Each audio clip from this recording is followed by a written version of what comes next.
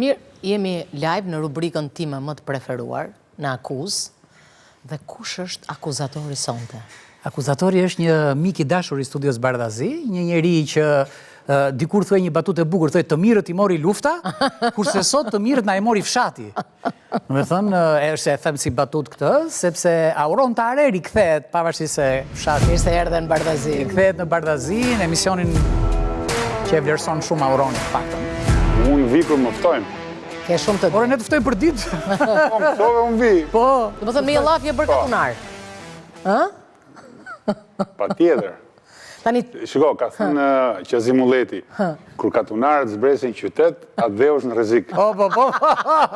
Mos më dukesh Po, me sikur ti e ndihmon atë dheu. Jo, do me thënë, kur katunarët kanë zbrit qytet, atë dhe është në rrezik. Po pse, po kur qytetarët vjen në fshat, ikim. Po pra, do t'ikim qytetarët. Po qytetarët kur vjen në fshat, e ka kuptuar i pari. ikin. Ka ikur i pari. Është rrezik.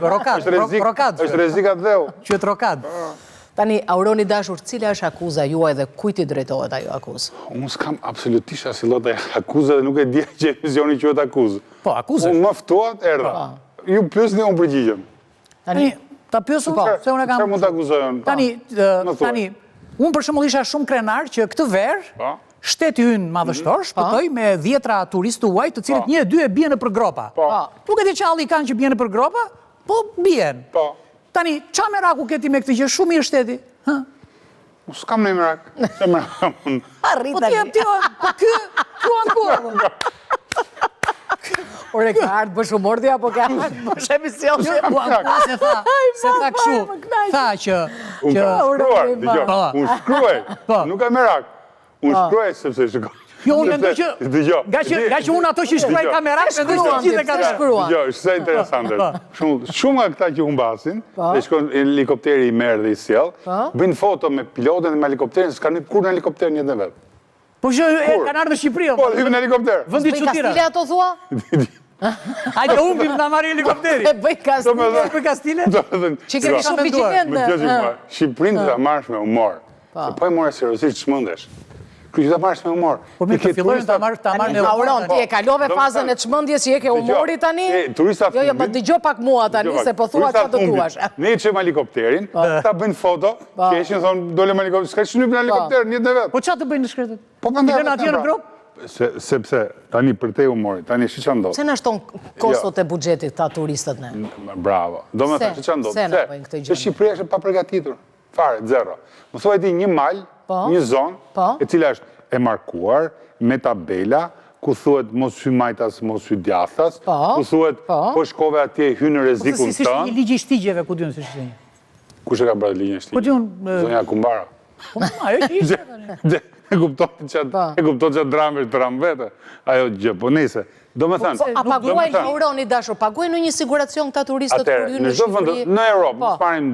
Po, qartë. Unë isha në Costa Rica vjet. Po, e vërtet. Dhe aty ku shkoan atë malin, ishte i gjithi i kështu, ç'a quhet, me tabela, i sinjalistik, të gjitha thoshte, në këtë zonë për shkak mos shko se të ha tigri.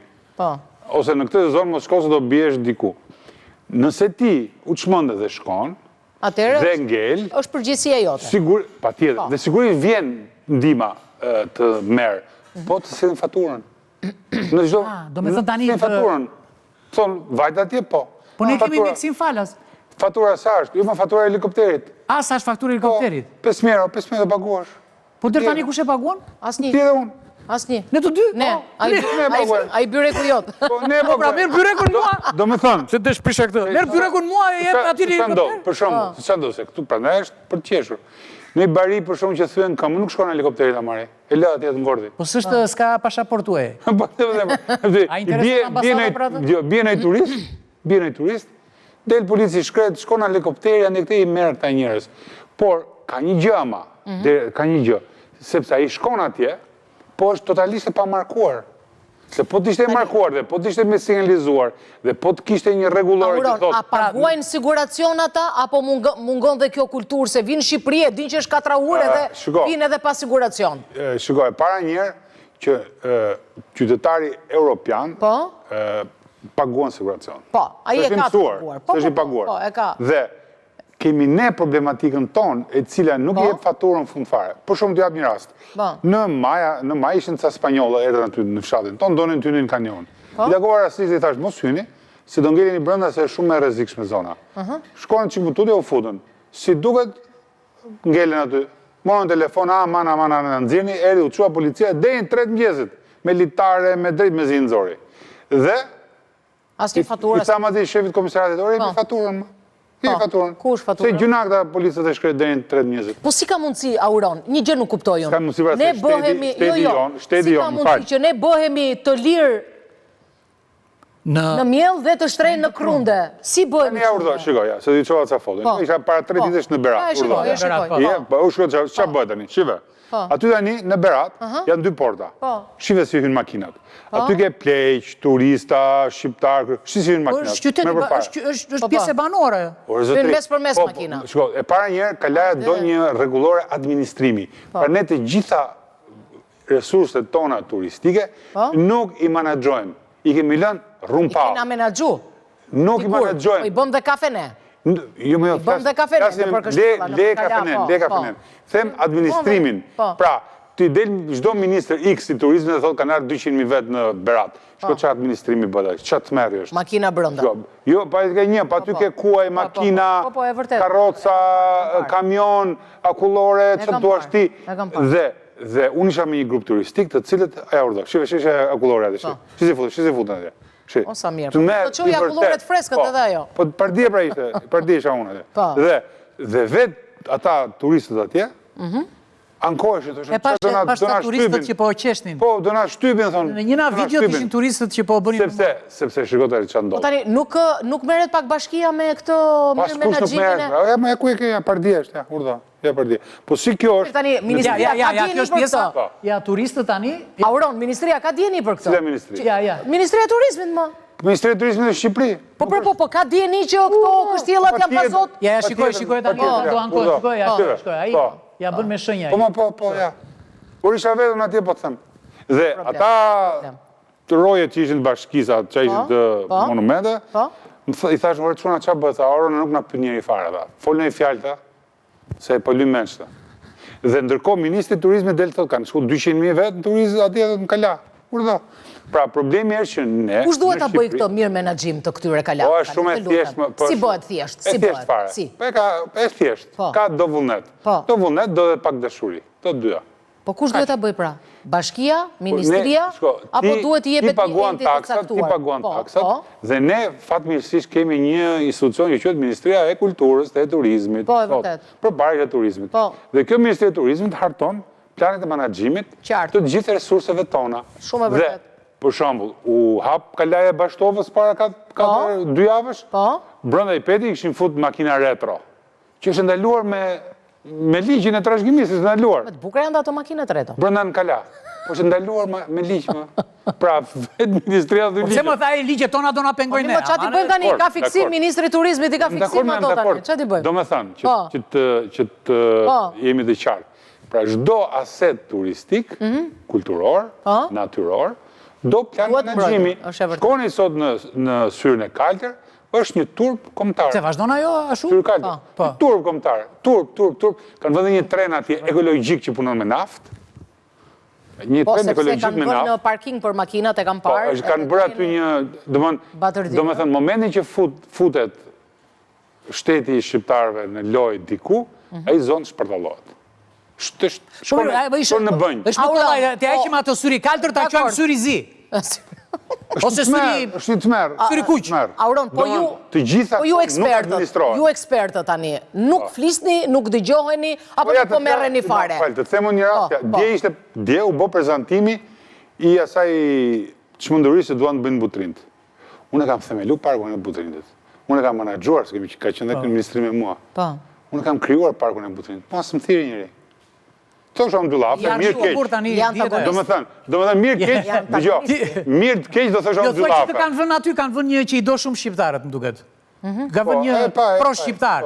Në fakt është anti-shqiptar ai, mendoj unë, po. Ka thënë ai që shqiptarët janë ndacake, ku duhen, se që ka thënë aty. Po, do me thënë, Fagma. kjo ndodhë në Shqipëri, përndaj se mund që du të marrësh me të qeshme me humor, se... Tani, një mesazh të fundit, po, si që dita thua shti nga ato thersit që... Për shumë ti një ndryshim që do kishe bërë dhe ti. Ku? Para se të shkem. Një ndryshim, një gjë që do ndryshoj. Ku, në Shqipëri?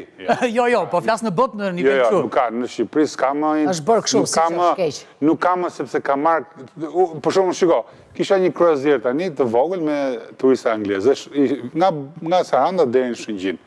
Të gjitha qytetet tona detare janë një grumbull vulgar betoni. Dhe vetë njerëzit, ti vjen nga Korfuzi, vjen nga Dubrovniku, vjen nga Kotori. Që keme të Kotor, Dubrovnik? Po më flasim Ballkan, nuk po themi nga Parisi. Pra, vjen nga Kotori, vjen Shëngjin. Unë në Shëngjin dje është një fabrikë atje që do thonë peshka. Qelbe i dynjaja, por të ishte një tmerr i vërtet. Dhe ato bedurinat derdheshin aty në ujë. Mikë pritja ishte mjesë, ata njerëz e shkretë që janë shumë të mirë, shumë të mirë, me edukatet e tjerë. Por vëndi nuk është gati. Ikë në Durrës. Më keq akoma. Do me thënë, ne...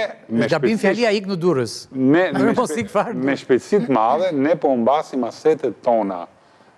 Po umbasim shumë shpejt, dhe që ndodhë? Po të bisedor sot me turizm, me bizneset, gjithë thonë që ore, shofim që po bie.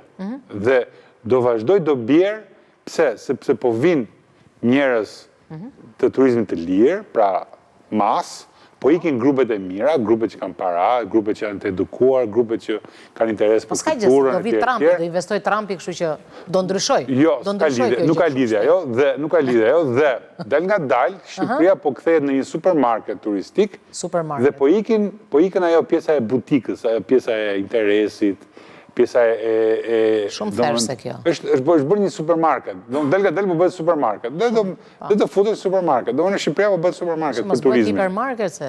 Dhe ajo që dëgjova që parë nga parafolësit tuaj, se përveç pjesës propagandës pleniumet të komitetit partisë, me optimizmi duhet, optimizmi duhet. 89-90, kështë një problem shumë malë, që s'po adresoje aty në tavolinë. Për turizmin. Për turizmin. Problemi që ndronë këtu.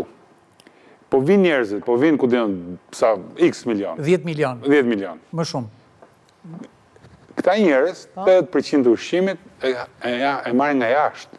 Pra, karkalecat, peshku, qanë këto vinë nga... Gjithë të frutat e detit vinë nga Tajlandat në ngrira.